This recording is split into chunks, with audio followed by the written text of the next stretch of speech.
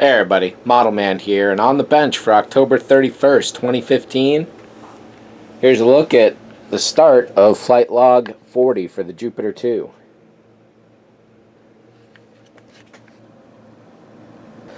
But this is out here because I want to take a break from doing the back walls and doing the electronics, and really it's time to start working on the final piece of this, which is really the beginning of the end game. The diorama, which includes wiring the base most importantly.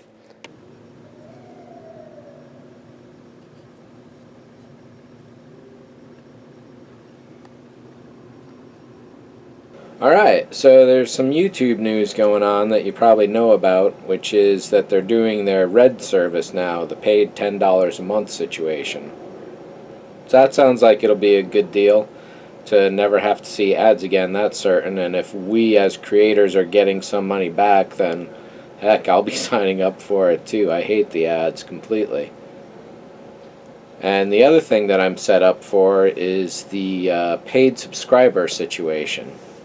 So in that case, if I do that, what I would be doing is setting up a second channel which would feature premium content. I'd probably release the same videos earlier on that channel and then post them to the regular ModelManTom channel like a week later or something like that. Or I might even do a situation where I'm setting up a live webcam, so if I'm at this bench working, it's going out there on that channel.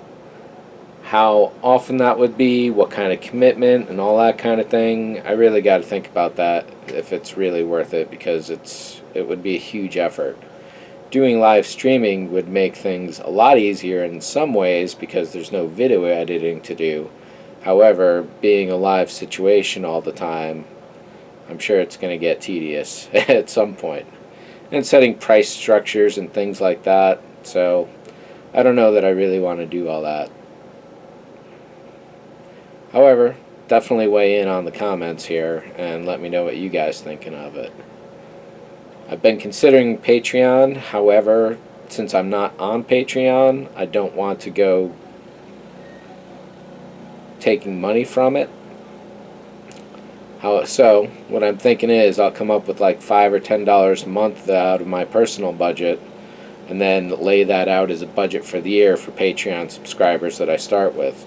So, like $1 a month to 5 people. That's not too bad at all. Yeah, it's something I've been thinking about overall. And maybe going into 2016 will be the time to do it. I still want to keep everything free and open because I believe in that. However, there's got to be some way to do something that'll help out behind the scenes.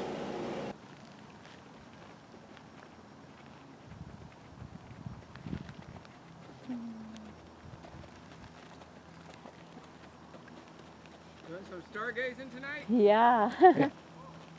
Can't wait.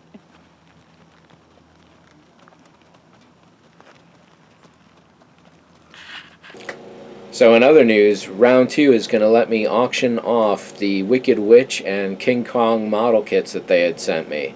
So I'm thinking December, so it's going to be real soon, wrap up the year with the 10th pseudo-annual anniversary charity auction. And those two pieces will definitely be the tops. Looking up, there's probably 5 or 6. It might be one of the smaller auctions overall, but I think featuring those two pieces, it's going to be nice. Remember back in June, July when I did that last charity auction and there were those errors on the payment codes? Going back and forth with PayPal for the last 3 months, is it now? They finally conceded that there was an error going on and they waived all the donations. So now I'm going back to manually pay them all. Alright. So that's $5 United Cerebral Palsy. And over to the World Food Program, $87.09. Sharon S. Richardson Hospice, $65.88. Harp Seals was $20.75. And Doctors Without Borders was $46. But other than that, there's going to be stuff going on to Gears McTinkersome. There's some video work on the car that I've been doing. There may be some droid work coming up as well. We'll see about that. So things do happen over on that channel that don't happen here on ModelMan. So here's an example of the sort of thing that's going on over at Gears McTinkerson. And you won't find that here in ModelManTom.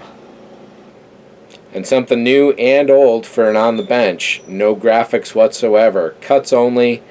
Get it online as fast as possible. I haven't done this kind of video in a very long time. And the reason is because of the work on the Jupiter 2. Because that's all going to be cut down into essentially a 2-hour feature length with over 400 hours of raw footage to date, that's going to be a big project and I have to be thorough. In doing that work though, I've been taking all my videos through a simple process, but it still takes a little time to set up. And I'm going to try and simplify that even more for 2016. So for the moment, apart from the Jupiter 2 videos, which I've already made, there aren't going to be any graphics going on for the next few videos, I think. We'll see how it goes. It makes things a lot simpler. And while I've had the paint booth for just over a year and a quarter, year and a third or so to handle any big models like the Jupiter here, what I'm now realizing that is in wiring this here, I'm really going to need a bigger space than I got over there.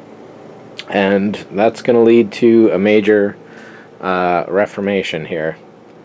I think as I want to do a lot of sanding over here anyway, it's probably good to move all the drills and stuff from that over to here, move the electronics up to there.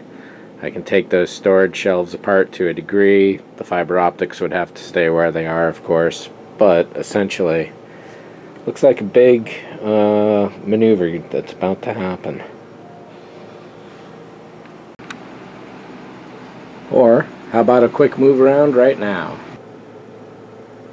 And so thanks for watching as always. Happy Halloween. See ya. And here are a few YouTube channels that might interest you. As always, the Scale Model Addict. Scott Gervan brings you his own work, and the Scale Model Addict Forum and Scale Model Addict Magazine. Dr. Faust's The Painting Clinic. Check out Tony for miniatures and model painting. What time is it? It's cranky time. With his lab rat Ori assistant Igor, Dr. Cranky brings you the best in rats, rods, and rust. Steve Neal's Garage with Rosie the Wonder Dog, Mary, and Xena, featuring feature film props, restorations, and scale model artistry. Scott Alexander of Atomic City Models, specializing in 2001: A Space Odyssey model recreations and a few other notable genre pieces as well. Braddock 001, whether a 1-to-1 scale Borg sleep station, droids of any make or model, or even popular superhero armor or any kind of sculpture, look to Brad Carpenter to bring it. And for the trials, tribulations, and tales of my car Red 2 and its droid lemons, check in on Gears McTinkerson. Bad Grendels for fine model work, timer chips, and electronics knowledge. The ModelManTom channel would like to thank the following for their sponsorship. Elliot Brown of Kingston Vacuum Works, featuring Fedoratron.com and WarmPlastic.com. Lighting for extraordinary modelers, and vacuum forming tables for designers, modelers, and engineers. Kingston Vacuum Works covers it all. Paul at thefiberopticstore.com, now presenting the beta version of its new site, thefiberopticprojects.com.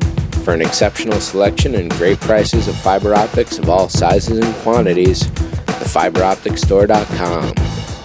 Carpenter Creations. If you can dream it, you can make it. Brad and Carpenter, science fiction artistes. From full-scale Borg cubicles or droid displays of all kinds. Carpenter Creations. Steve Neal's Garage. Props and models for motion picture and discerning collectors, as well as prosthetic makeup and CG. Contact Steve through stevenealsgarage.com. Model reviews from Round 2 Models, AMT, MPC, Polar Lights, and Lindbergh. Scale Model Addict Magazine. Issue 3 now available. Issue number 4 is in the works. The Orbital Defense Engineering Commission, a 2001: A Space Odyssey specific forum for scale model kits, reviews, news, and discussion. Rec.proboards.com. More than just talk, hobbytalk.com, a forum for every hobby. And for the finest reference collection of feature film studio props and miniatures and models, it's Modelers, Miniatures, and Magic at modelermagic.com.